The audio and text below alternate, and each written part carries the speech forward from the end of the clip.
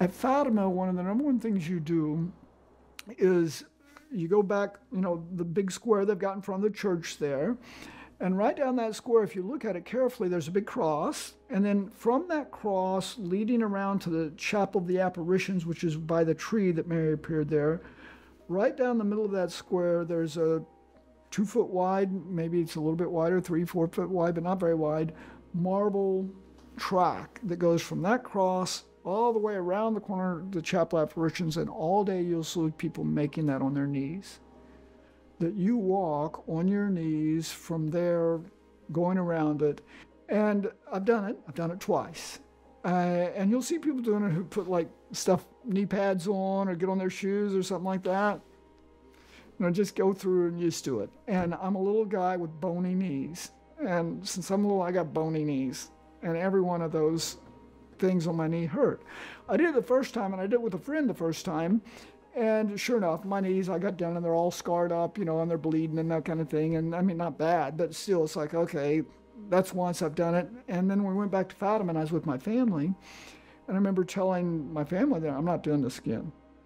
I'm not going to do this ever again. I mean, I did it once. I was young. It's the kind of thing you do when you're young. And my daughter, my oldest daughter, she's like, but Dad, I want to do it. Great. You can do it. My younger daughter's like, okay, Dad, you're not doing it. I'm not doing it. And Shelly's kind of like, okay. So we're like, okay, we're not going to do it. And I got there and we're in the hotel and we just arrived. And my brother called me and said, Dad's going down. And I almost didn't go on the pilgrimage because my dad was in bad shape. He'd been in bad shape for a while. And I said, I called my dad the night before I left for the pilgrimage and said, Dad, I'll skip the pilgrimage. I'll come see you. And he's like, and I called my brother and he said, no, I think Dad's going to rally. I don't think this is it. I think he's going to rally. And I even had booked a plane to go to Oklahoma City and back. I was going to get 2 hours of sleep, but I was going to go see my dad and come back. And then the plane, there's bad weather in Houston. I couldn't get out of Houston. So I didn't get to go see my dad. We got in Fatima, and I got a call from my brother, Dad's going down. And I'm like, okay. I looked at my daughter and I said, let's go do it on our knees. So the second time I went and I did my knees for my dad. And as I did that, I thought, this is what God wanted.